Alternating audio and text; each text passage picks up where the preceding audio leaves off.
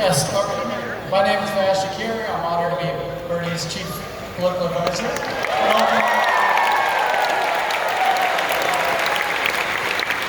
Stop number 35, state number 21 of the Fight Oligarchy Tour, bringing Bernie back home to Brooklyn College.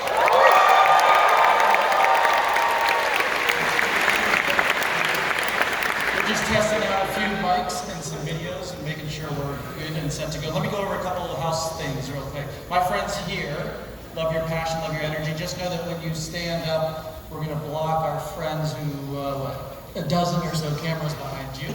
So I don't want to stop you from being excited, but just be aware that at some point we'd like you to come back down so that people can see Zoran and Bernie. I looked at the list of folks here tonight, and it seems like the RSVPs indicated there are people who voted for Donald Trump, Eric Adams, Andrew Cuomo. Let me just say, if you are among that crowd, and that is totally fine, you are welcome here. We want you. Thank you. That's what I'm talking about. Thank you. Thank you. Thank you. That's how it should be. We all welcome you here. God damn. There's going to be a Q&A portion to this conversation. And I think, we'll see how it goes with the Senator and Zoran will be up here. And we'll have a couple mic runners, so the best way to indicate you want to ask a question, just raise your hand, try to get their attention, and then we'll track them. Then at that point, if you could stand, and then we'll get a mic to you. Please don't start talking until the mic arrives so that we can make sure we capture your audio. Other than that, thank you for joining our nice dinner party without a dinner tonight. Actually, before I leave the stage, because it sounds like everything's good, if you could all, you want to just introduce yourself to your friends around you. Usually people go left and right, but one thing that people don't do is in front and behind. Maybe turn around, first name introduction. Nice to meet you. I met you already, right? Yeah? All right. Enjoy. I think they saw my hat. I don't think they want to talk to me. It's okay, yeah? What's up? Hey, my 07, nice to meet you. I'm having a third-party independent candidate debate tomorrow. Sorry? Third-party independent candidate tomorrow on my channel right here. Go check it out. Yeah, nice to meet you. I did the only, I've had for 21 cycle, I did that as well. I also have worked with Otis Johnson, the longest golf professional in New York State history, and you can see my video on that on my channel right here. I also did U.S. presidential debate too. I'm not running for anything. I'm in county committee right now though. You know about county committee? That determines the judges, very important. The party at the top, they work together. Remember, Bloomberg was a Republican. The leadership of both parties are in cahoots. Honestly, the people need to take control. County committee is about 6 city blocks wide, and county committee controls the judges. Right? A judge can even stop Trump, right? But they don't talk about the judge selection. Also, 1/3 of all elected officials are backdoored into something called county committee, these special elections.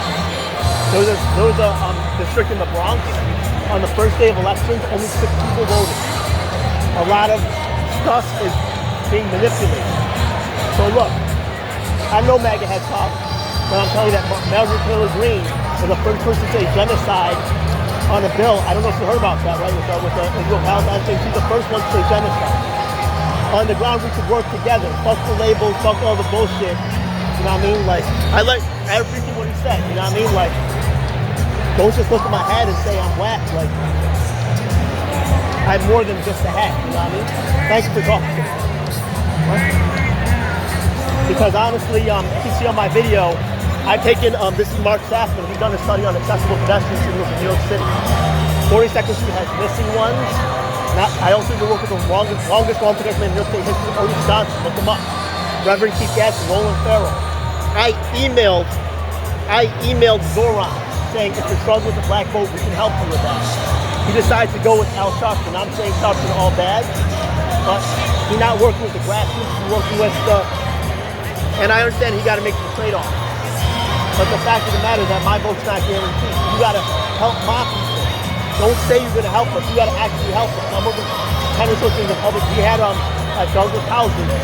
I talked with a lot of Henry Coach presidents in public housing. I'm homeless right now, just so you know, because I'm blackballed by the party boss. But look at my work. I'm still having this debate tomorrow, even though I'm homeless. If they can't stop me, I don't care. So I've done U.S. presidential debates, a lot of stuff. Maybe we can work together, yeah? Look, either way, we made the voter database free on my block. If you want change, no two people can fill all primary positions, but we give it to you for free. The database is all the voters in your 6-block radius.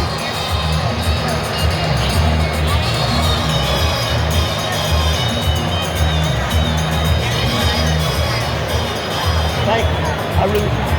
I look out for all the people that is hit on actual poor people, you know what I mean?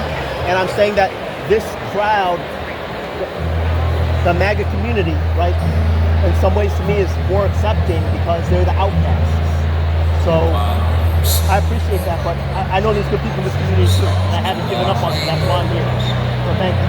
Yeah. Look, if I give you the voter database, that empowers you. If I'm really your friend, I'm not going to tell you to believe in me. I'm going to give you power yourself. You get what I mean? So you can do whatever you want. I trust you more than we got more in common than, look, I like to go around. I'll tell you right now, there was someone in Memphis, Tennessee. The queen, she was a DSA coordinator from Memphis, Tennessee, with Tyre Nichols, had just died. You know Tyre Nichols? Okay. So the thing is that after she was arrested and her life was in danger, all of Queen's DSA abandoned her except for one person. You know who that is?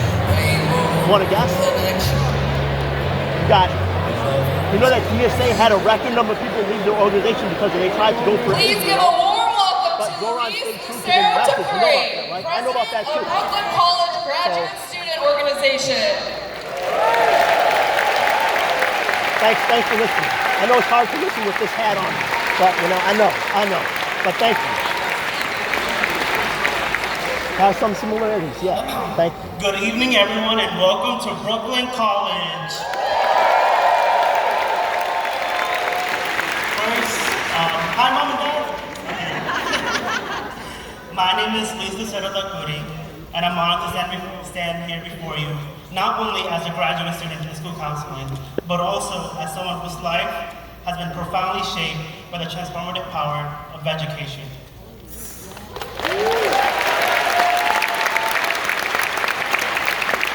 So, I earned my undergraduate degrees in childhood education and psychology here in 2022.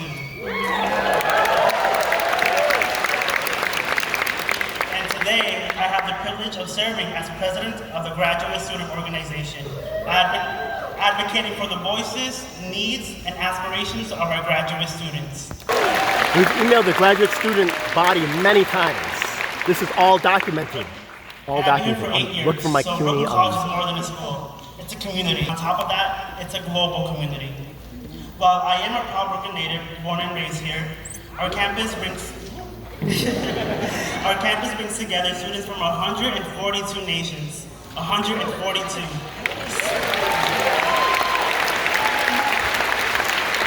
Speaking 94 different languages. There's a press junket forming on both sides. College truly extraordinary, and I'm proud to be part of it. So, speaking of students, my story is also a family story. My sister Joanna, she's right there, she's watching from right there. She also graduated from Brooklyn College in 2021 with a degree in early childhood education.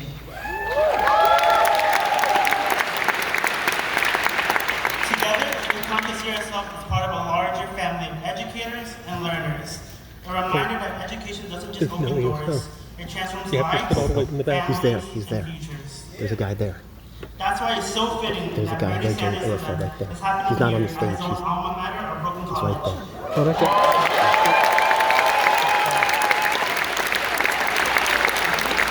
I know it's tough.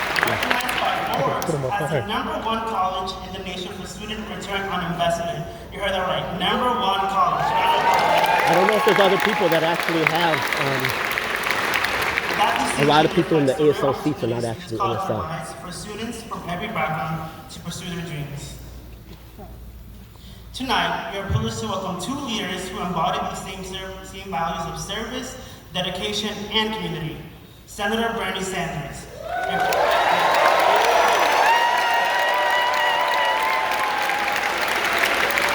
A proud Brooklyn native and former Brooklyn College student. and Assemblymember Zoran Mamdani.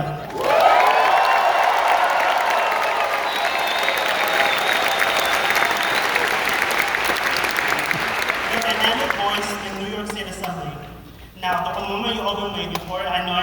Now, please welcome to the stage New York Assemblymember Zoran Mamdani and Senator Bernie Sanders.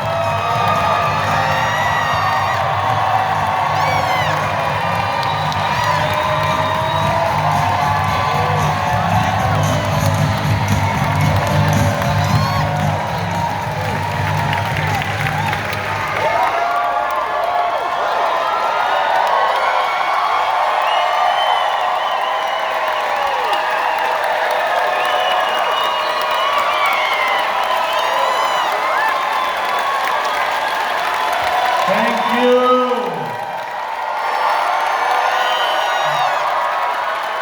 Thank you, Brooklyn College.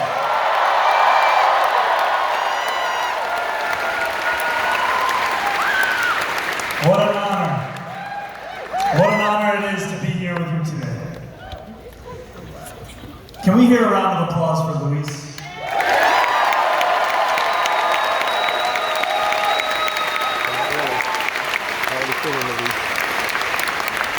And a round of applause for incredible elected officials that we have here from the city, the state, the federal level who are here with us tonight.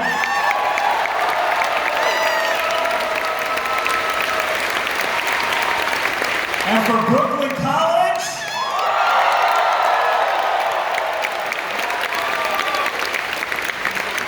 And when I sit next to Senator Sanders, I always have to ask, is labor in the house?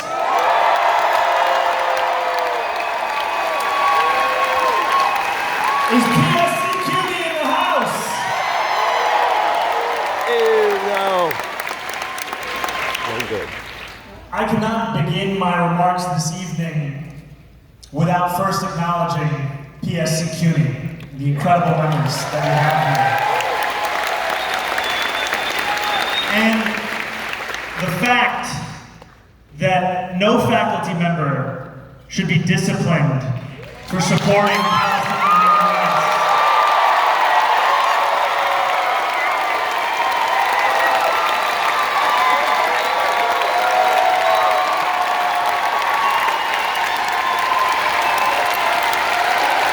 And I want to thank PSC CUNY for standing alongside their rank and file.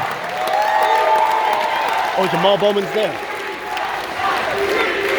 Jamal Bowman's there. Bowman! No, go ahead, stand up.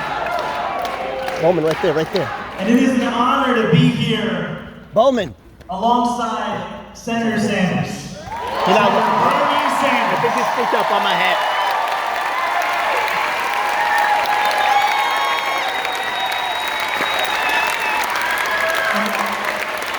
I just want to share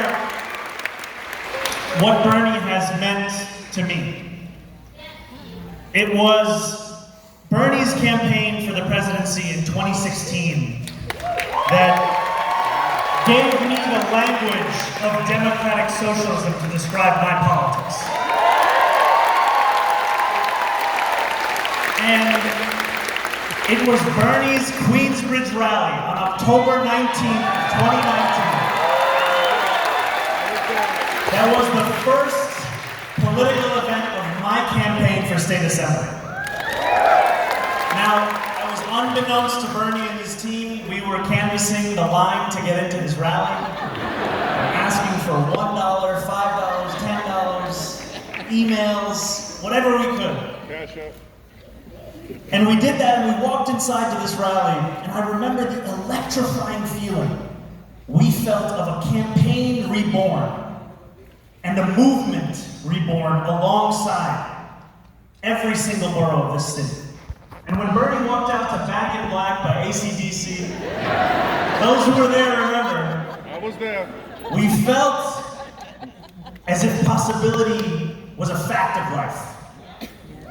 And his campaign continued to inspire so many of us. And as I ran for state assembly for the many months beyond that, we continued to look to him and his campaign and his vision as the compass for the work that we wanted to do in electoral politics. And we knew that while everyday New Yorkers did not care very much for a New York State Assembly race, that if we just had a watch party for a Bernie debate, we could finally get them. We could just get them if we said it was about Bernie. And I share this because I know that for so many here, it is a similar story.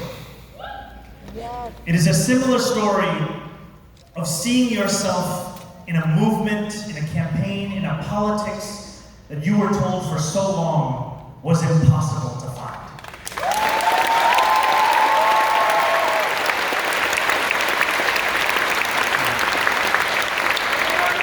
Now we know, brother, I'm here with another Democratic Socialist.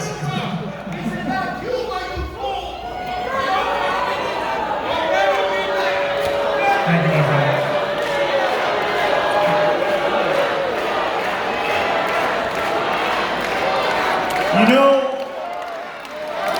You know that something has changed when it's not enough to call us Democratic Socialists anymore. Because he knows what we know, which is that the fight for each and every person to live a dignified life is a fight that is very popular across this country.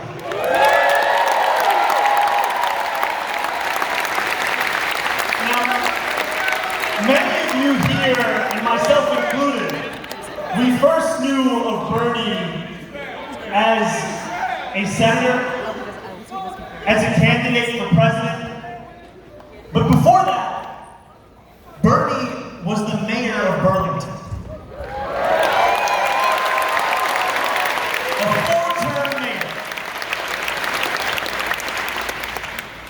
And in the same year that Ronald Reagan won, not just the presidency, but the state of Vermont, Bernie was in his 30s, a Democratic Socialist, running against someone who had been powerful and well known for years, an opponent who struggled to pronounce his last name. There are some parallels. And Bernie won that race by 10 votes. And then he won again, and he won again, and he won again.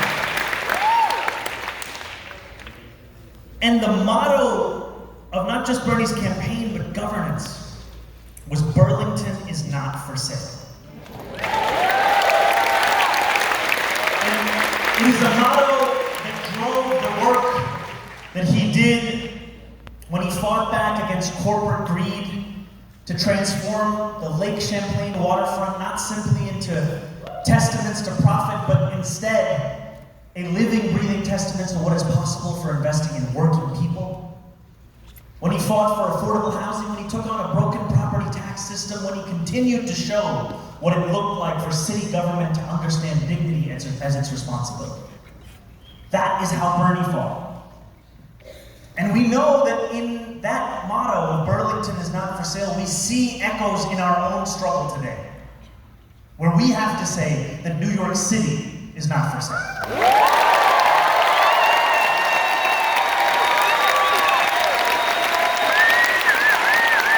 New York City is not for sale to Donald Trump's billionaire donors. It is not for sale to corporations like DoorDash. It is not for sale to corrupt politicians like Andrew Cuomo.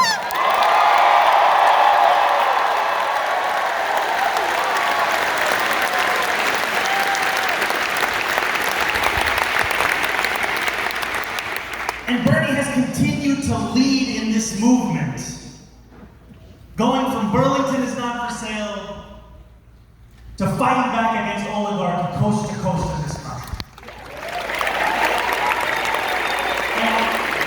And that fight, not just against oligarchy, but for democracy, is a fight that has energized tens of thousands of Americans across this country.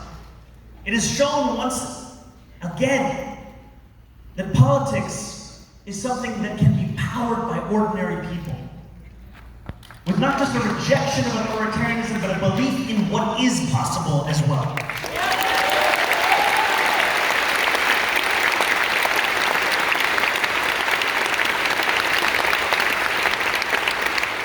And we know that that oligarchy has an impact right here in New York City.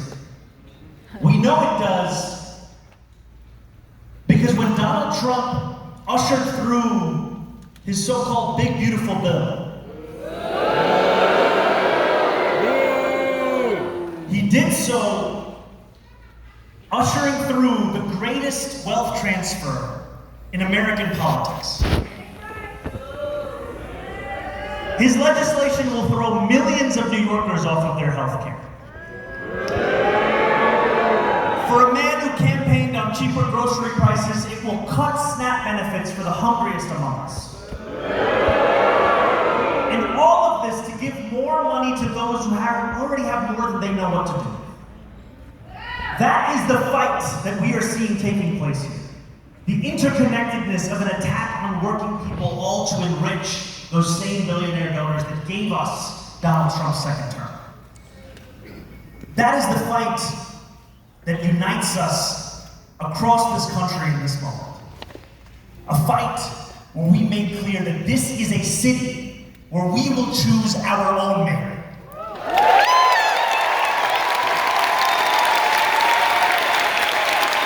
It's not going to be Donald Trump. It's not going to be Bill Ackman. It's not going to be DoorDash. We will choose our mayor.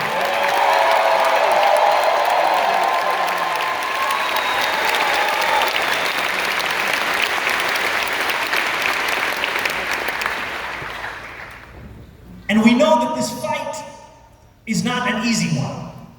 It was not an easy fight for Bernie when he led Burlington.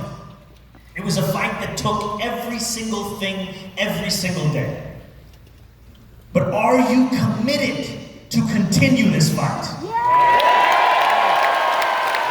I need to know, are you committed to continue this fight? Because I want to be clear. We are not just here together with the message to come out and vote in November, though that is critically important.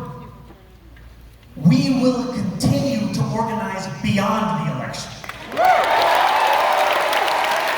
We will continue to organize because we have an agenda to win.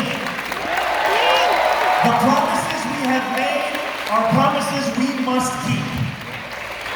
And so together we will freeze the, make buses fast and, deliver universal. We will freeze the, make buses fast and, deliver universal. We will do these things and we will do them together.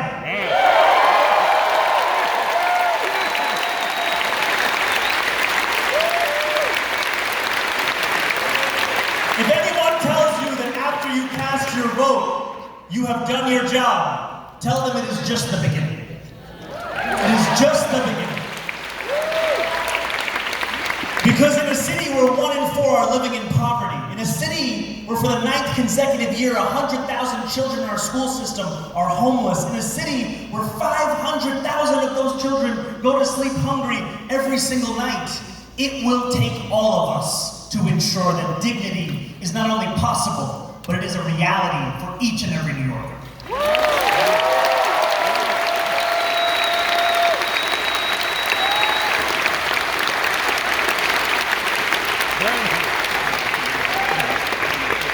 And one of the many things that we love about Bernie is you could go to any year that he has been in politics and you will find him saying, the same thing. The same thing. No matter if the photo is in black and white or it's in color, you know it's about income inequality, it's about justice, it's about dignity.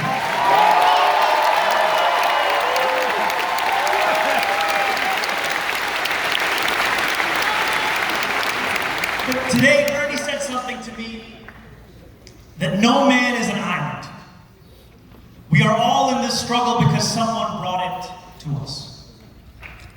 And as we remember that, we must know that now it is also our turn to not only join this struggle, but to lead this struggle. Yes. It is a time for all of us to see ourselves as the people who could deliver the world that we deserve. And in this moment, we must make clear, this is an intergenerational struggle. This is a struggle, not just for some, not just for the young, not just for the few, not just for those in the beginning of their lives and their careers. This is a struggle for everyone.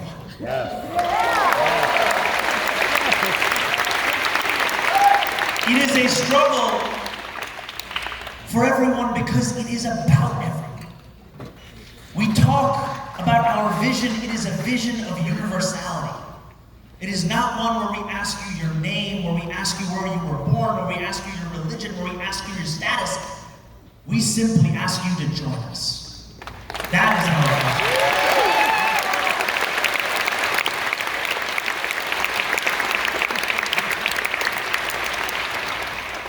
And so it is an honor to be here alongside an icon of our struggle. Yes. Yes.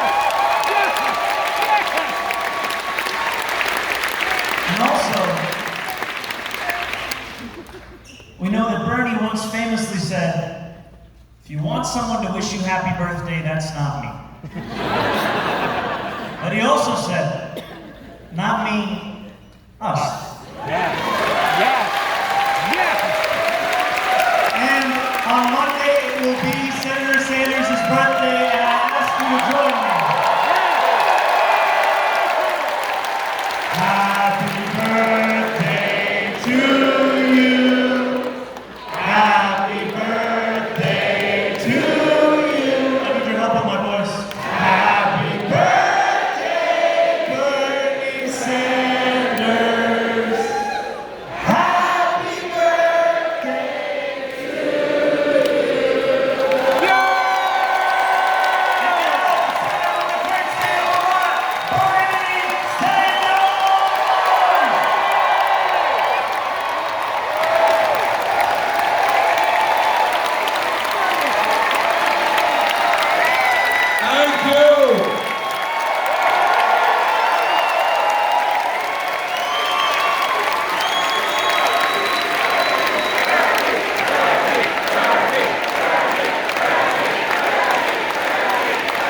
Thank you very much.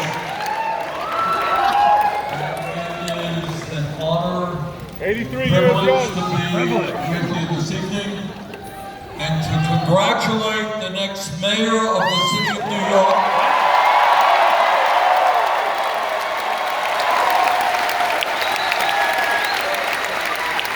on an extraordinary campaign. This guy started at 2% in the polls and blew away the opposition. And what was most extraordinary about his primary campaign and the campaign he is running right now is his campaign is not ugly 30-second TV ads. It is a grassroots movement, which you have been part of.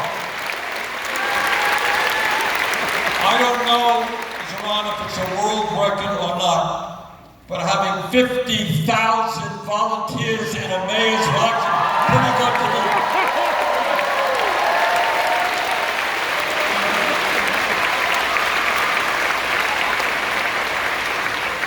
Now, as part of our fighting oligarchy tour, which Zoran is joining me on tonight. We have now been to 21 states. We have done 35 events for over 300,000 people from Maine to California.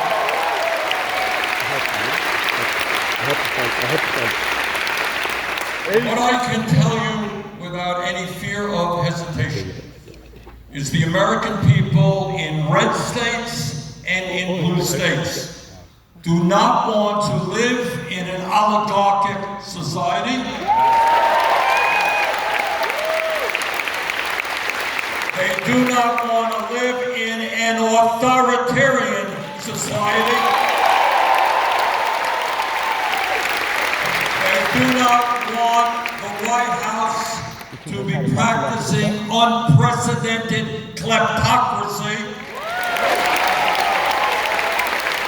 And they sure as hell do not want to see a continuation of the oligarchs' war against the working class of this country. You want to talk to Bowman? You want to talk to... What Zoran's campaign is about is an understanding that today we are living in an unprecedented moment in the modern history of our country, and we have got to fight back in an unprecedented way. You want to talk to Bowman? You want to talk to Bowman?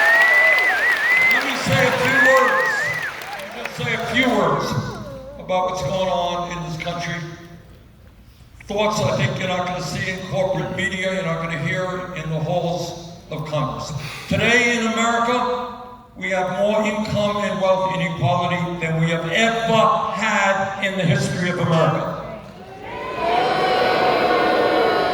Ron just talked about children in New York City and in Vermont who are hungry, people who are homeless, and yet the wealthiest 1% have never had it so good.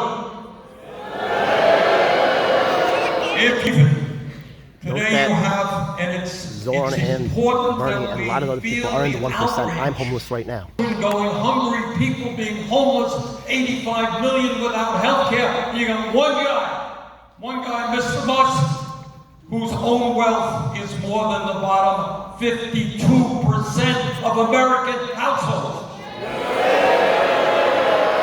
You may have seen in the papers, they want to give him a little bonus. Another $800-900 billion.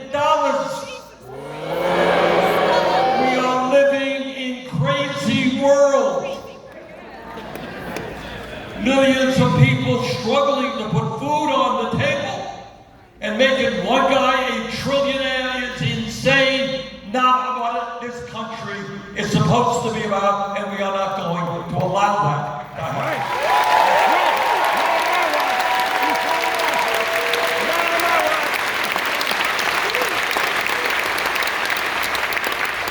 It's not only income and wealth inequality.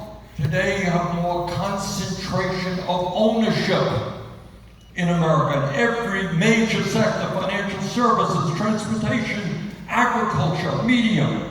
You got a handful of giant corporations that determine what is produced, how it's produced, how workers are treated, and what you pay for those products.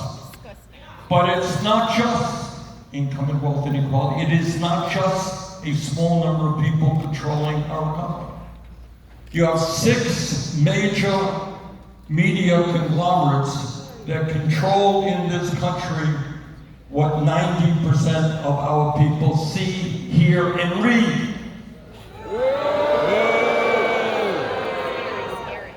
It is not an accident, brothers and sisters, that Mr. Musk owns Twitter. Not an accident that Mr. Zuckerberg owns Meta, which is Instagram and Facebook. Not an accident that Mr. Ellison recently bought Paramount, which owns CBS. Not an accident that Jeff Bezos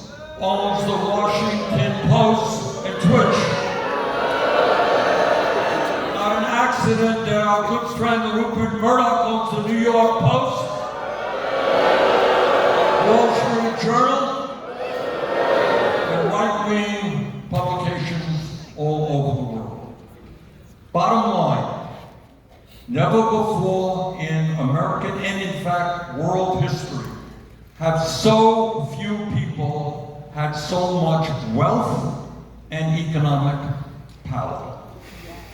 And with this development of AI, which is a whole world unto itself,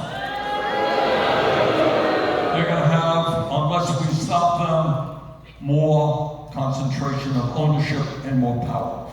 But it's not just the economy that these guys control. And that is what we're seeing and what makes this particular campaign of interest worldwide.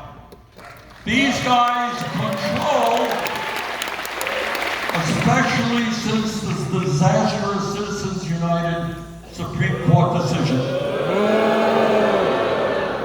We have a situation where it's perfectly legal for billionaires to set up super PACs and spend hundreds of millions of dollars supporting candidates who protect the interests of the rich and defeating candidates who are trying to represent working families. So in other words, what you are seeing now is an oligarchy with enormous economic power and enormous political power in both political parties. That's right. That's right. That's right. Both of them. This campaign is about, and why it is so enormously important. Is it a test case? It is a test case of whether or not democracy is still able to prevail. In the old days, money has always played an enormous role in politics. Nothing new about that.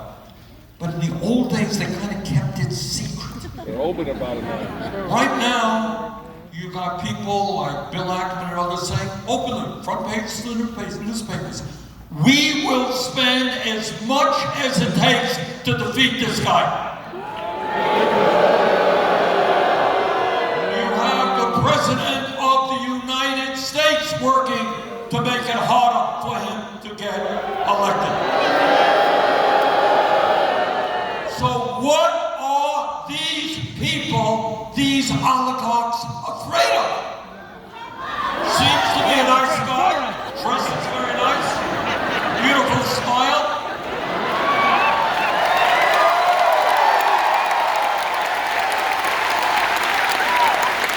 Unlike me, he's a pleasant guy. What the hell are they afraid of? And what they are afraid of, brothers and sisters, is not only the question of bringing justice to New York City. You know what they're afraid of? They're afraid of Mr. Mamdani becoming an example to what can happen all over the country.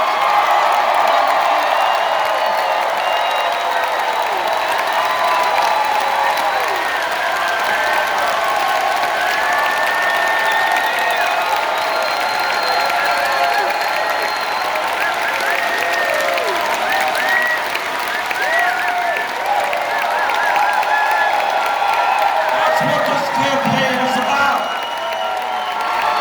They are scared to death. If 50 or 70,000 people in New York City can get involved in the political process, that means that millions of people, coast to coast, can get involved and elect progressive leaders. That's what this campaign is about.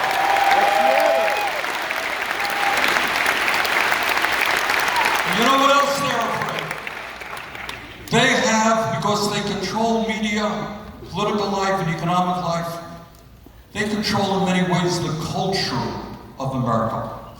And this is what the culture today is about. It's about walking the streets of America and finding people sleeping out on the street.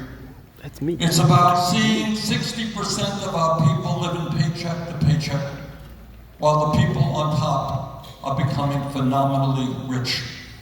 And what the culture says basically is, you are powerless, there is nothing you can do about it, because the oligarchs own it all. They have unbelievable wealth, they have power, they own the media, they own the political system. You are powerless. And what we are here tonight to say is to hell with you. We're going to take you on.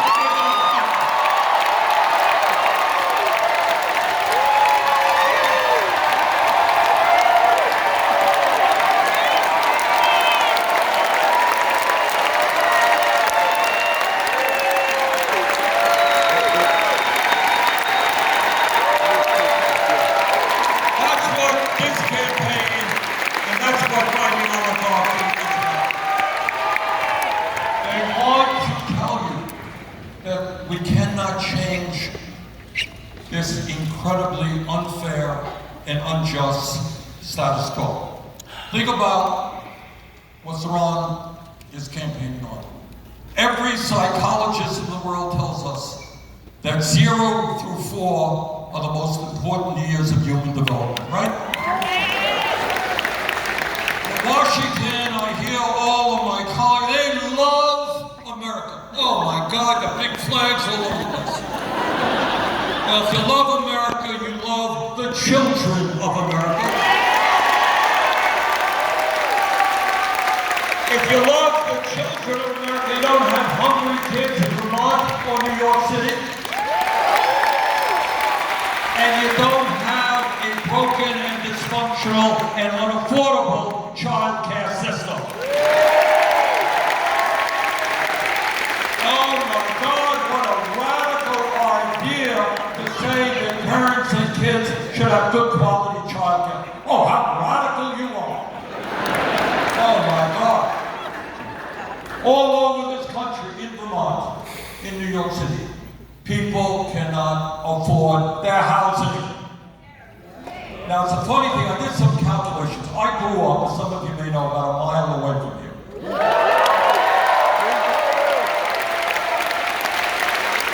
And I grew up in a family that did not have a lot of money, and we lived in a rent-controlled apartment.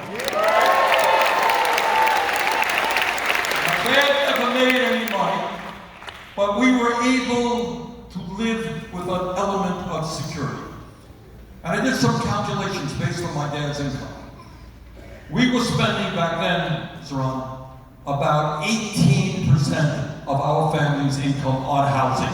18%. First year of college, I went to Brooklyn College.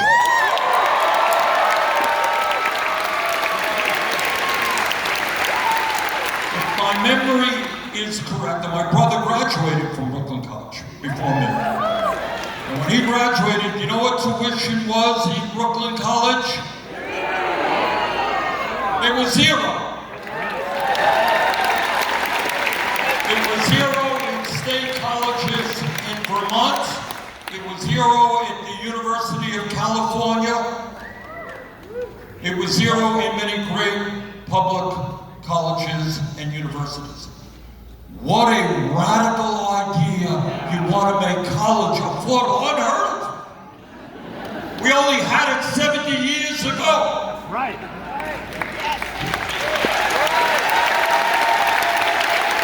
What a radical idea to say that we should stabilize rents so the working class people can live in this city.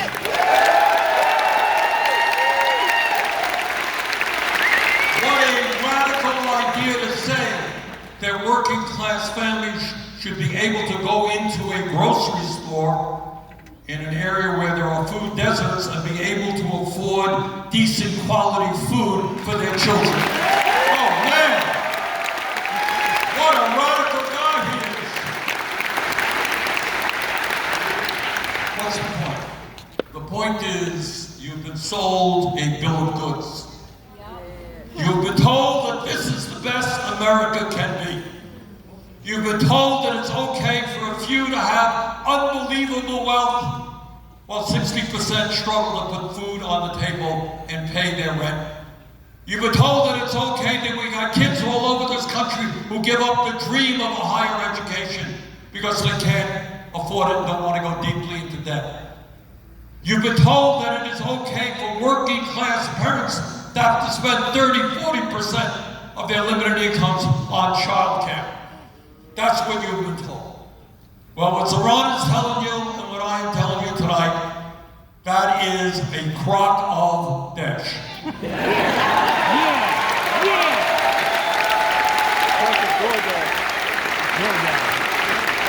And here is the story. They don't want to get out. In the richest country in the history of the world, it is not a radical idea to say that every man, woman, and child in America can have a decent standard of living. That ain't radical.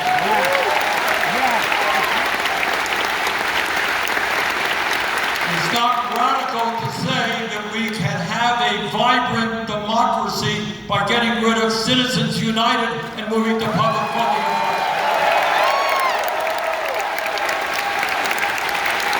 It's not radical to say that the billionaire class is going to start paying their fair share of taxes.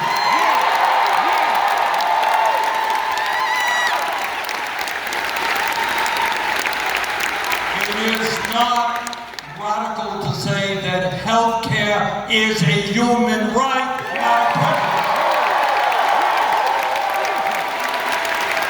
And that we should not be the only major country on earth not to guarantee health care to every man, woman, and child. It is not radical to say that we should have the best educational system from child care to graduate school in the world. It's not radical to say that we should not have the highest rate of childhood poverty, the highest rate of senior poverty of almost any major country on earth.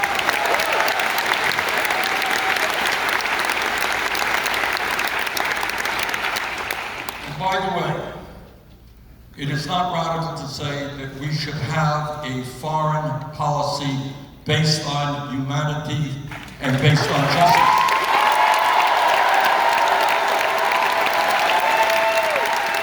That we should not be spending tens of billions of dollars on the government of Israel that is currently starving children to death. That is not radical.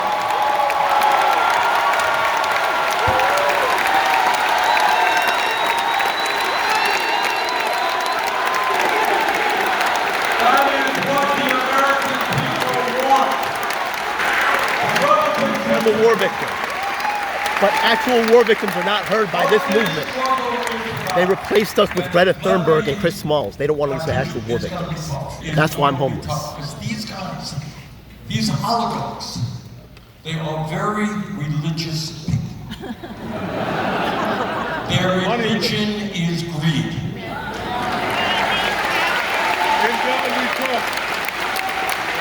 You would think that if you had a couple of $1 billion, it might be enough. Not for them. These are strongly motivated people. They work very hard. They want more and more and more, and they don't care whom they destroy in the process. Got two for all of them. In God we trust. So Some they of them. have the wealth, they have the power. But you know what we got? And that's what Zoran's campaign is showing. We have the people.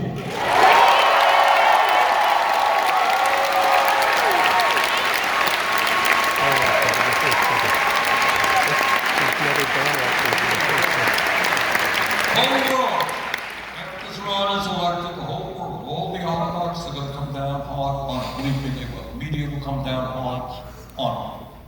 So he's going to have to figure out a new way to govern. And you are going to be an integral part of that governing.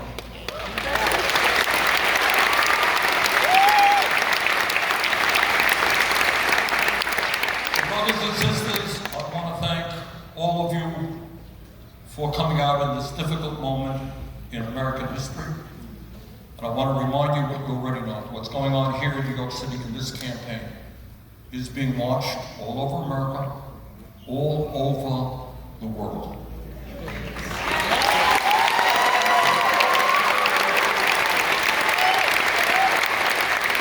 struggle we are engaged in is not just for us, it's not just for our kids. of this planet. It's for the future of democracy. This is a fight we cannot and will not lose. Thank you very much.